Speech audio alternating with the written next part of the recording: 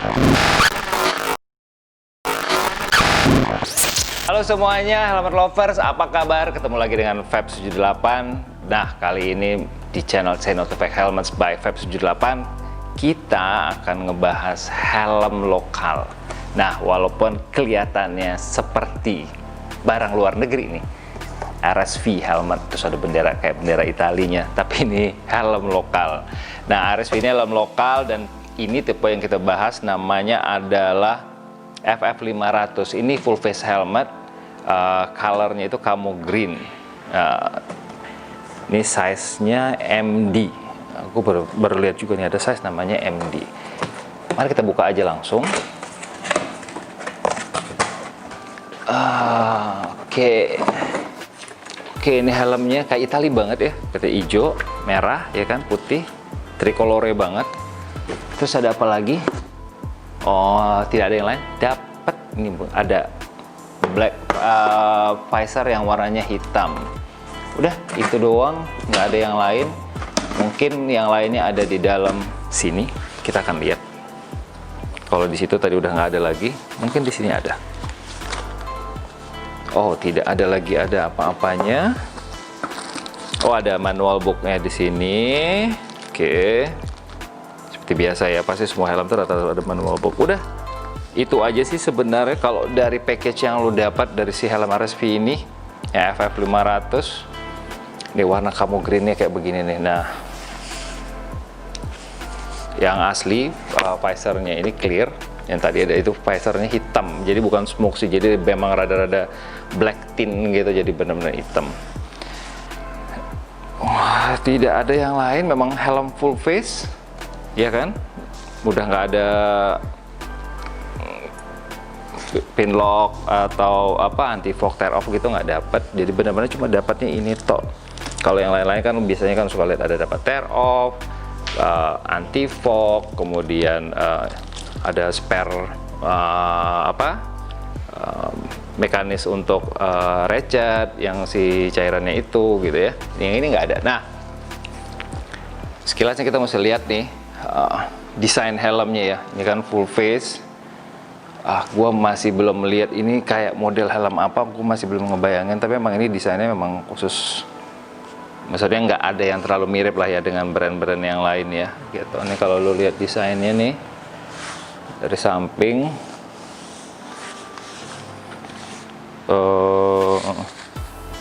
nih ya, atasnya seperti ini. Nah, kalau kita ngomongin bagian luar helm nih, sekarang liverynya udah kelihatan lah jelas ya. Ini liverynya camo green. Kemudian kalau kita lihat di bagian depan dulu ya, ini ini bisa ada air vent di bagian dekat mulut yang bisa dibuka tutup. Terus kemudian ini air vent di atas kepala, modelnya ditarik ke belakang nih, untuk bukanya tarik ke belakang. Terus di bagian belakang nggak ada lagi, cuma ini bagian keluarnya. Udah, itu doang kalau untuk air vent. Terus kita ngomongin kalau airflow-nya,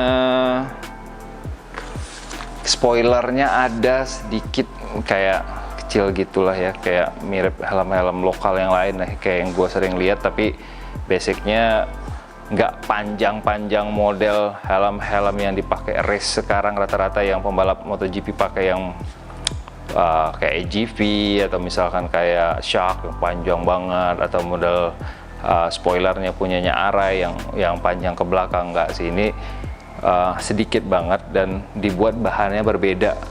Jadi tampilan warnanya sendiri itu hitam di sini kan, sementara bodinya itu warnanya adalah si camo silver, camo greennya ini sendiri gitu. Jadi beda kayak jadi seperti semacam add-on gitu, tapi menjadi bagian. Jadi bukan cuma add-on. Jadi kalau kayak Arai kan itu add-onnya kelihatan banget. Nah, ini add-onnya tuh benar-benar kayak add-on nyatu sama si helmnya sendiri. Jadi karena part dari helmnya bagian belakang, kalau lu bisa lihat di sini, ini kelihatan nih part bagian belakangnya ini kayak nyatu gitu. Jadi kayak bukan add-on sih sebenarnya. Kalau Shark tuh kan nggak bisa add-on, kayak bisa ditempel, atau Arai itu nggak bisa ditempel. Kalau ini kayak apa ya, kayak nggak terlalu kayak spoiler banget lah kalau kita ngomongin ini gitu. Nah, kalau untuk shellnya sendiri ini adalah ABS plastik, dan si visornya sendiri biasanya standar sih ya pakai polikarbonat. Ini sama, ini juga yang dipakai juga polikarbonat gitu. Jadi ya masing-masing pabrikan helm itu kan punya grade masing-masing dalam pembuatan, karena tergantung dengan harga material dan segala macam. Nah, jadi yang dipakai oleh RSV ini adalah si ABS plastik gitu. Nah, kalau kita ngomongin di helmet visor nih, ini bukaan helmet visornya ada di sebelah kiri begini. Emang banyak sih orang yang nggak suka ya bukaan helm di sebelah kiri itu, kayak arah itu di sebelah kiri. Cuma sebenarnya orang nggak suka karena merasanya bahwa kalau lo angkat dari sebelah kiri dia kayak ketarik dulu di sini, ketekan terus jadi miring, dia kayak lebih susah bukanya dibanding yang dari tengah gitu kan, ya, buka tengah. Tapi balik lagi dengan tipe orangnya dan seberapa biasa untuk bukain si visor dengan bukaan sebelah kiri. Tapi helm ini nggak ada lock, visornya nggak ada. So ini nggak ada locknya, walaupun bukaan ratchetnya boleh dibilang lumayan nggak langsung begitu istilahnya lo kena polisi tidur gitu langsung brok jatuh gitu mah enggak, karena lumayan ada giginya, berasa kok nahannya gitu. Jadi masih oke banget lah gitu. Nah, terus ini divisornya nggak bisa dipasangin tear off karena memang nggak ada si bagian kecil yang di dalam visor itu yang untuk nyangkutin si tear off-nya atau tear off kan di luar sini ya, pegangannya itu nggak ada, atau yang anti fog gitu, itu nggak ada di dalamnya, itu nggak ada anti fog. So ini visornya biasa aja. Nah, kalau yang tadi gue buka lagi yang ini, yang flat hitamnya, oh ini nggak flat, ini biasa sama, cuma bedanya ini warna hitam doang, black tint doang udah. Tapi basicnya nggak beda sama yang clearnya, jadi nggak bisa dipasangin anti fog ataupun dipasangin tear off. Nah, berarti kalau kita lihat secara nggak langsung bahwa ini helm bukan helm yang bersahabat untuk hujan-hujanan, nggak bersahabat juga untuk balapan untuk lo pakai tear off. Nah, terus gua harus buka yang ininya untuk liatin nanti dalamnya seperti apa. Oke, cukup buka, kita lihat ya jelas ini akan seperti apa. Helmnya size-nya gede, bukan size gua sih ya gitu, jadi memang rada gede gitu. Jadi kalau lihat akan gue yang cuma so far menurut gue sih view-nya fine aja, sampingnya dapet. Nih kalau gue sedikit tuck in sih sebenarnya view atasnya agak kurang ya. Jadi kalau gue nunduk begitu, kalau gue ngeliat ke bawah, view gue mentok sampai di sini doang nih, which is menurut gue kalau lu untuk race dengan kondisi nunduk begini, view-nya pendek banget, jadi lu nggak bisa ngelihat agak ke atas sedikit gitu. Jadi view ke atasnya agak kurang kalau menurut gua gitu. Terus gua nggak ngelihat bahwa helm ini nanti gua akan minta si Omarin untuk ngambil short view dari dalamnya untuk ngelihat kira-kira lu bisa lihat nih. Agak kecil menurut gua dia punya view-nya ya. Kalau untuk race, kalau untuk lo track gitulah gitu ya, kalau mana lo harus tuck in gitu, agak sedikit sempit, area pandangnya agak sedikit sempit. Nah guys, sekarang kita ngebahas soal innernya nih, jadi bagian padding dalamnya ya gitu. Nah, kalau lo bisa lihat di sini padding dalamnya, sebenarnya by design sih bagus banget, bagus ya sebenarnya by design gitu. Materialnya termasuknya oke. Gua nggak tahu ini seberapa nyerapnya nanti sama keringat ya, tapi so far oke. Cuma busanya rada nggak terlalu tebal ya kalau gue bilang, jadi agak sedikit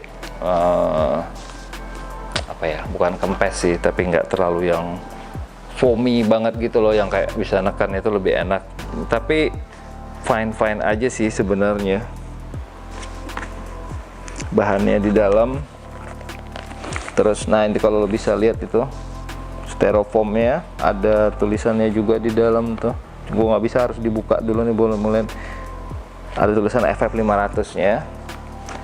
Bahan styrofoamnya ya, cukup keras. Oke sih, cukup keras ya, fine sih. Terus ininya semi leather, ini nggak full leather ini ya, bahan ininya semi leather gitu. Kemudian ini ada emergency release yang merah ini, lo bisa tarik nih emergency release-nya. Terus ada chin guard, tapi chin guard-nya nggak bisa adjustable, jadi memang fix aja chin guard-nya kayak begini.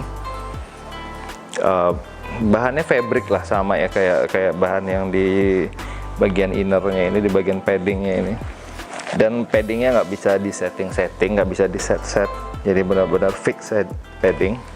Gua akan buka sebelah ya untuk kita lihat ya bagian material paddingnya. Semoga nggak susah bukanya, harusnya sih nggak susah ya. Oke, nah ini bagian paddingnya. Ini gue bilang nggak bisa diganti-ganti paddingnya, nggak bisa di adjust kayak arai gitu ya, yang tapi memang ini memang ya enggak, kita bukan ngomongin leveling ya, bukan, tapi dalam artian memang ini tidak didesain untuk bisa dirubah-rubah gitu, enggak gitu. Nah lo lihat, tapi comfort materialnya sih lumayan oke sih kalau gue bilang, walaupun dia nggak bisa dirubah ya gitu. Nah sementara untuk locknya pakai double D-ring, udah bagus ya, udah double D-ring gitu, udah nggak pakai micro lock gitu. Bahannya stainless ini, bukan titanium, jadi menurut gue sih udah cukup untuk standar helm dengan double D-ring. Materialnya oke lah gitu ya. Nah terus kalau kita bahas lebih lanjut nih, terus helm ini size-nya kan tadi M. Nah yang ini beratnya helmnya 1480 ya, lebih kurang hampir 1,5 kilo, jadi memang agak berat, tapi feel-nya nggak begitu berat, feel-nya ya, walaupun klaimnya adalah 1480 gram, tapi feel-nya sih nggak berat-berat banget. Jadi feel-nya itu kayak berasa bawa helm nih, kalau diangkat begini kayak bawa helm 1350-an lah ya, 1350. Jadi lumayan enteng menurut gue, jadi nggak berasa berat. Nah karena apa? Ini nanti akan pengaruh banget ketika lo pakai lama di jalanan, lo akan berasa sakit apa enggak di pundak lo gitu. Kayak lo udah makainya helmnya kayak sejam 2 jam di atas jalan, berasa nggak sih helmnya itu nekan banget di bagian kepala lo, sehingga lo ngerasanya lebih gampang capek gitu. Nah terus ini helm kalau kita lihat di belakang udah ada, ini nggak ditempel cat ya, tapi ini benar-benar langsung dicat langsung di bodi helmnya, jadi nggak kayak tempelan sertifikasi gitu, nggak, tapi langsung dicat. Jadi dia udah dapat sertifikasi dari DOT yang Amerika sama ECE yang Eropa, jadi dia udah dapat 2 nih gitu, plus yang lokalnya udah ada SNI itu, walaupun kelihatannya sekilas banget ya, tapi kalau lo pegang sini ada nih, ini ada SNI-nya nih gitu, walaupun nggak begitu tebel embossnya, tapi ada. Sebelah kanan nggak ada, cuma 1 doang SNI di sebelah kiri, mirip kayak yang punya Arai juga di sama di sebelah kiri, jadi ada 3. Nah berarti kan kita ngomongin helm sudah lewatin sertifikasi yang benar nih, udah dapat sertifikasi dari lembaga yang benar-benar layak untuk mensertifikasi helm, jadi sudah boleh dibilang ini helm yang safe gitu ya, ini udah safety banget. Nah helm ini harganya nih, kalau kita ngomongin harga untuk satu helm full face begini, ini helmnya nggak mahal harganya. Jadi kalau lo beli helm ininya aja dan dapat visor clear doang nih, tanpa visor yang black itu, lo beli dengan harga 800.000. Kalau dapat helmnya lo bisa beli satu paket sama yang visor additionalnya yang hitam itu harganya 910.000. Kalau lo mau belinya visornya doang terpisah itu harganya sekitar 185.000. Jadi kalau lo beli paket sebenarnya lebih nguntungin karena lo dapat dengan harga lebih murah, cuma sekitar 110.000 doang nambahnya daripada lo belinya terpisah. Jadi pricing wise ini termasuk murah banget ya, karena levelnya di bawah 1 juta harganya gitu. Nah jadi worth the money kalau kita ngelihat si helmnya sendiri gitu. Nah overall nih kalau gua ngelihat dari helm ini dengan harga 800-an ribu ya gitu sampai 900-an ribu lo udah dapat black visornya, lo udah dapat satu helm yang benar-benar safe, udah dapat sertifikasi yang jelas, ada SN-nya, ada DOT-nya, ada ECE-nya. Jadi ini bukan helm fake ya kan. Jadi lo mensupport kampanye kita untuk bilang say no to fake helmet sesuai dengan judul YouTube gua ini, say no to fake helmet. Jadi ini udah helm yang benar-benar aman dan safety buat lu gitu. Nah itu terutama yang paling penting. Terus udah dapat double D-ring juga ya kan. Nah memang kekurangannya kalau menurut gua adalah satu, helm ini nggak cocok lah untuk lo pakai race ya. Jadi gua nggak saranin untuk track day pakai helm ini, mungkin gua nggak saranin. Terus kemudian yang kedua, karena apa? Karena dia nggak punya visor lock mekanismenya, jadi memang nggak bisa di lock visornya. Itu gua nggak saranin karena akan sangat berbahaya kalau helm lo nggak bisa di lock ketika lo turun di track. Terus yang kedua, ketika hujan ini mungkin jadi masalah karena dia nggak ada anti fognya. Ini nggak bisa dipasangin anti fog juga di visornya. Even di visor yang hitam di dalam itu juga sama, nggak ada tempat untuk masangin anti fog. Jadi akan sedikit PR juga buat lo nanti ketika lo riding dalam kondisi hujan. Jadi nggak gue saranin juga kalau misalkan lo hujan untuk pakai helm ini. Jadi mungkin gue ngeliat kekurangannya hanya di bagian itu ya. Sisanya yang lain sih fine banget dengan harga segini, it's really worth it gitu ya. Nah khusus di channel ini tuh gue mau kasih yang namanya rating. Jadi gue mau kasih rating untuk semua helm yang kita review, yang gue review di sini. Tapi balik lagi ya, rating itu adalah subjektif gue pribadi. Jadi bisa klaim dari orang lain yang berbeda, bisa klaim pabrikan yang berbeda. Ini kan hanya review dari gua. Jadi gua sebagai entusias helm, gua ngelihat ini berdasarkan pengalaman gua, berdasarkan pengetahuan gua. Jadi ini benar-benar subjektif di gua. Nah, gua ngasih rating itu by star lah ya. Starnya itu maksimum 5. Nah, kalau helm ini tuh gua ngelihatnya gue pribadi nih itu 3,5. Kenapa 3,5? Karena gue ngeliat bahwa dia cukup bagus untuk fitur harga, tetapi untuk fitur yang lain memang masih belum terlalu banyak yang disematkan di helm ini. Tapi as gue bilang, ini helm bukan helm yang jelek. Jadi 3,5 is a good helm, 3,5 dari 5 bintangnya gitu. Nah ini menurut gue cukup dapat nilai segitu. Nah kali ini cukup itu aja dari gue, dari Om Febs. Nah next kita akan ketemu lagi dengan review-review gue untuk helm-helm yang lain. Baik seperti gue bilang, helmnya nggak akan cuma ada yang di high end, kita juga ngomong helm yang di low end. Dan bukan hanya helm full face, kita ngomongin semua jenis helm di channel Say No to Fake Helmets by Febs 78. Oke guys, sampai ketemu di video-video gue selanjutnya. Have a good day, bye-bye.